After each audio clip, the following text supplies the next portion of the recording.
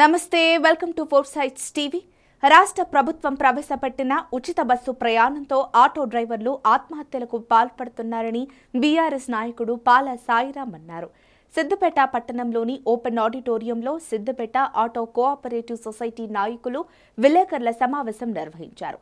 ఈ సమావేశంలో ఆయన మాట్లాడుతూ నిజామాబాద్లో స్వామి అనే ఆటో కార్మికుడు జీవన భృతి లేక ఆత్మహత్య చేసుకున్నట్లు చెప్పారు. రాష్ట్ర ప్రభుత్వం ఆటో కార్మికులకు నెలకు 10,000 రూపాయల జీవన భృతి ఇవ్వాలని డిమాండ్ చేశారు. తెలంగాణలోని మరొక ఆటో డ్రైవర్ నేల కొరిగిండు. కేవలం ఈ రాష్ట్ర ప్రభుత్వం యొక్క అనాలోచిత విధానాల ద్వారానే ఇప్పటికే ఈ రాష్ట్రంలో ఇది నాకు తెలిసి 25కు పైగా ఆటో డ్రైవర్లు ఈ రాష్ట్ర ప్రభుత్వం తీసుకొచ్చినటువంటి ఈ కొత్త ఉచిత బస్సు ప్రయాణం ద్వారా వీళ్ళకు ఒక ప్రత్యామ్నాయ మార్గం చూపెట్టకపోవడం వల్ల ఆటో కార్మికులకు నెలకు జీవనభృతి కల్పిస్తామని చెప్పి కల్లబొల్లి మాటలు చెప్పి అది అమలు చేయకపోవడం వల్ల ఈరోజు ఆటో డ్రైవర్లు పిట్టల్లాగా రాలిపోతున్నారు, ఆత్మహత్యలు చేసుకుంటారు.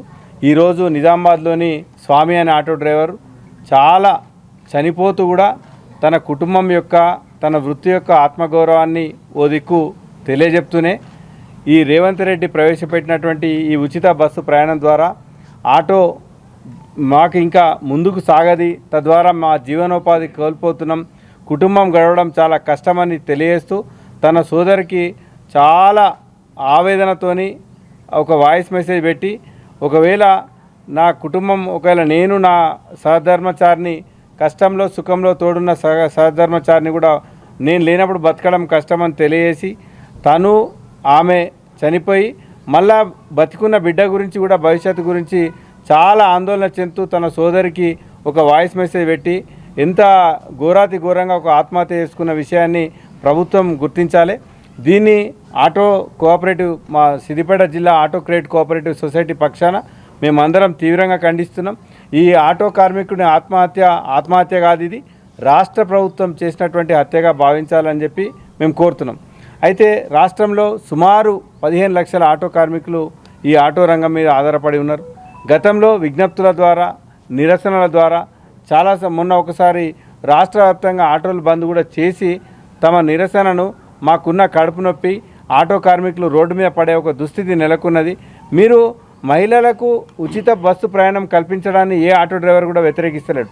కానీ దాని ద్వారా తలెత్తే పరిణామాలను ముందుగా ఊహించకుండా ఈ ఆటో కార్మికులు రోడ్డు పైన పడిపోతారు అన్న ఈ విషయాన్ని గమనించకుండా ఈ రాష్ట్ర ప్రభుత్వం ఒక పిచ్చి ధోరణితో ఆటో కార్మికుల పట్ల ఒక వివక్షపూరిత ధోరణితో ఏమాత్రం చిత్తశుద్ధి ఒక రెస్పాన్సిబిలిటీ బాధ్యత లేకుండా ప్రవర్తిస్తుంది.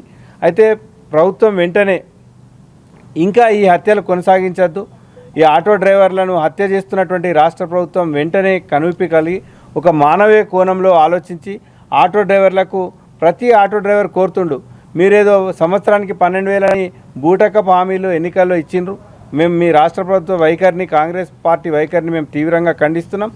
ఆటో క్రెడిట్ కోఆపరేటివ్ సొసైటీ పక్షాన ఆటో కార్మికులందరి తరపున నెలకు 10,000 జీవనభృతి ఇస్తే కనీసం ఒక భరోసా ఉంటుంది, ఇట్లాంటి ఆత్మహత్యలు ఆగిపోతాయి.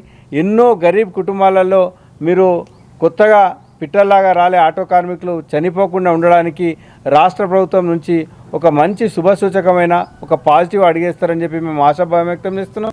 ఒకవేళ ఇదే నిర్లక్ష్య ధోరణి ఇక ముందు కూడా కొనసాగితే మేము ఆటో కార్మికులందరినీ సమీకరించి పెద్ద ఎత్తున రాష్ట్ర ప్రభుత్వం దిగి వచ్చేంత వరకు కూడా ఆందోళన పథానికి ఎత్తాం.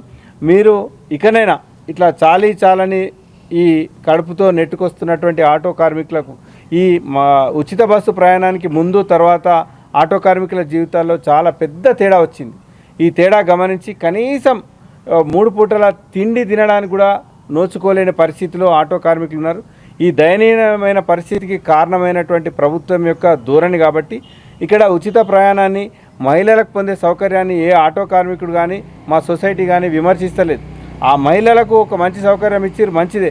కానీ తద్వారా తలెత్తే పరిణామాలు మీరు ముందు చూపుతూ ఆలోచించకపోవడం చాలా శోచనీయం.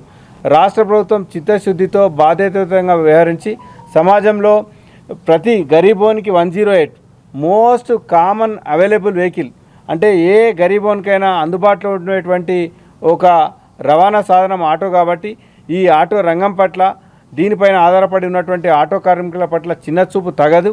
ఇట్లాంటి స్వామి లాంటి ఇంకా ఎన్ని జీవితాలు తెల్లారితే ఈ రాష్ట్ర ప్రభుత్వానికి ఆటో కార్మికుల మీద జాలి కలుగుతుందో, దయ కలుగుతుందో, లేకుంటే వాళ్ళకు కళ్ళు ఎప్పుడు తెరుచుకుంటాయని చెప్పి మేము చాలా శోచనీయమైన పరిస్థితితో చాలా బాధతో కూడుతున్నాం. ఈ స్వామి ఆత్మహత్యను తీవ్రంగా అంటే మేము ఆటో కార్మికులందరి పక్షాన వాళ్ళ కుటుంబానికి సానుభూతి తెలియజేస్తున్నాం. ఏది ఏమైనప్పటికీ ఈ రాష్ట్ర ప్రభుత్వం చేస్తున్నటువంటి ఈ ఆటో కార్మికుల హత్యలు ఇంకా ఆగాలి, ఇకనైనా ఆగాలి. కాబట్టి వెంటనే ఆటో కార్మికులకు నెలకు 10,000 రూపాయల జీవనభృతి వెంటనే అమలు చేయాలని చెప్పి మేము సిద్దిపేట జిల్లా ఆటో క్రెడిట్ కోఆపరేటివ్ సొసైటీ అందరి పక్షాన మేము డిమాండ్ చేస్తున్నాం.